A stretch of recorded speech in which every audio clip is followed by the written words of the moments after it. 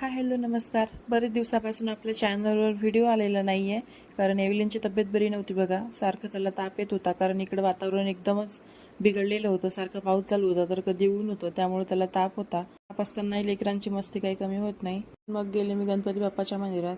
बरेच दिवसापासून मी गणपती बाप्पाला गेली नव्हती बघा. तसं बघायला गेलं तर मंदिर खालीच आहे, पण जाणंच होत नव्हतं कारण एव्हलिनला बरं नव्हतं. त्यानंतर माझं मिशोवरून एक छोटंसं पार्सल आलं होतं. त्या पार्सलमध्ये मी एव्हलिनसाठी कृष्ण जन्माष्टमीसाठी मी ड्रेस मागवला होता. त्याच्यामध्ये एक येलो कलरची धोती आहे आणि त्यासोबत ज्वेलरीसुद्धा आहे. मागच्या वर्षीसुद्धा मी त्याच्यासाठी ड्रेस घेतला होता, पण तो ड्रेस सध्या त्याला लहान पडतोय. आणि याची ज्वेलरी खूप छान आहे.